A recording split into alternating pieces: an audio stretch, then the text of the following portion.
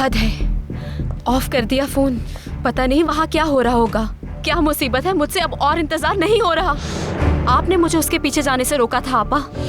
मेरी जान, तुम बिल्कुल आराम से रहो, फिक्र नहीं करो। अगर कुछ बुरा होता तो हमें उसकी खबर पहुंच जाती। मैं पुरसुकून बिल्कुल नहीं रह सकती। जब तक मेरी यमान से बात नहीं हो जाती मुझे सुकून नहीं मिलेगा। खासकर जब सहर उसके साथ है तो मैं कैसे इत्मीनान से बैठ सकती हूँ।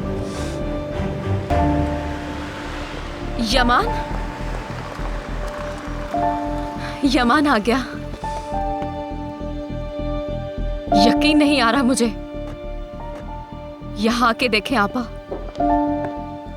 ये सहर आखिर यमान तक कैसे पहुंच गई? क्या वो लड़ाई के दौरान सीधी उसके पास चली गई? लगता तो यही है। यमान को मैं अच्छी तरह से जानती हूँ। इसे इसके किए की सजा जरूर देगा, देख लेना। यकीनन इसका आखिरी वक्त आ गया है।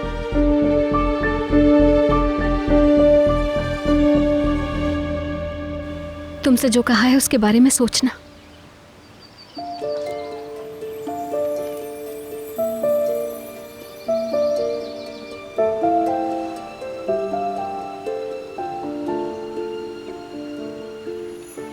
कुछ कहोगी नहीं?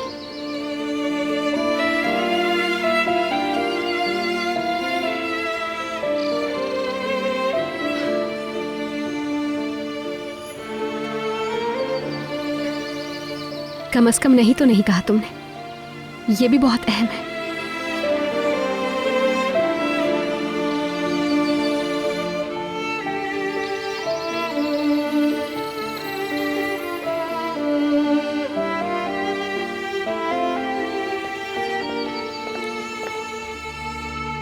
अब बहुत हो चुका।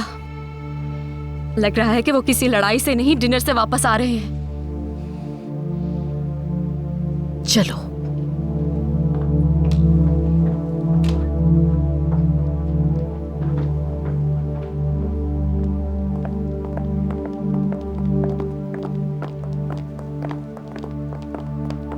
सहर, कहाँ थी तुम? हम तुम्हारे लिए कितना परेशान थे, तुमसे राब्ता नहीं हो पा रहा था।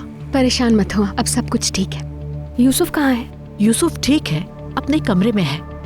अदालत उसके पास है। ठीक है, मैं जरा यूसुफ को देख लूं। उसे तो गुस्सा आना चाहिए था। सहर को उसकी हैसियत याद दिलानी चाहिए थी। मुझे नहीं पता, मुझे कुछ भी समझ में नहीं आ रहा। इस मेंशन में होने वाली बहुत सी चीजें मेरी समझ से बाहर है।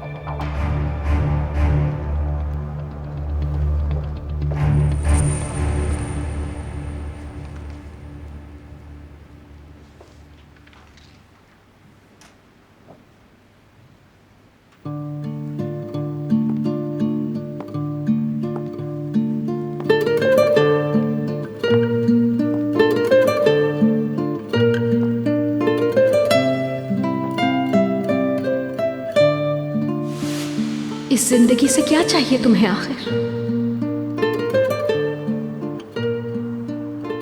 अल्लाह की दी हुई दौलत है, बहुत ताकत भी है तुम्हारे पास,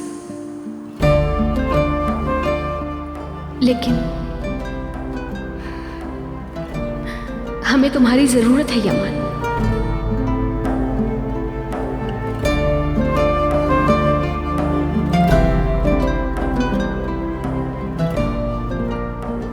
मैं जानती हूं तुम्हें भी हम लोगों की इतनी ही जरूरत है।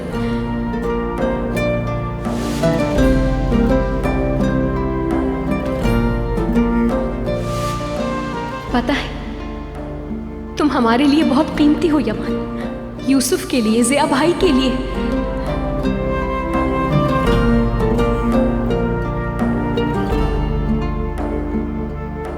मेरे लिए भी।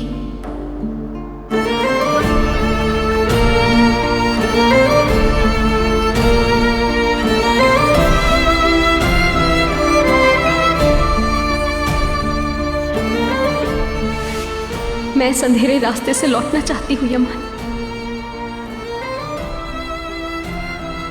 हमारे लिए ये कर सकते हो क्या तुम?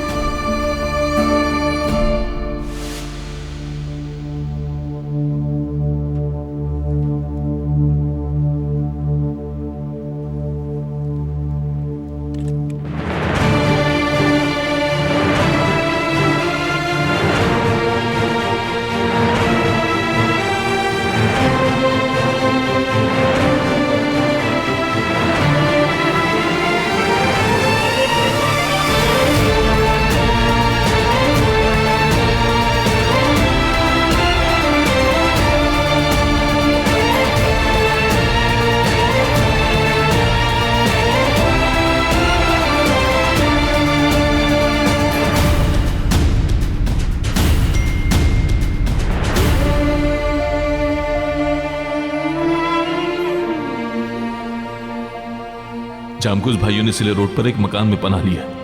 मैं तुम्हें उनकी लोकेशन भेज रहा हूं। अब क्या करोगे? जाओगे वहां?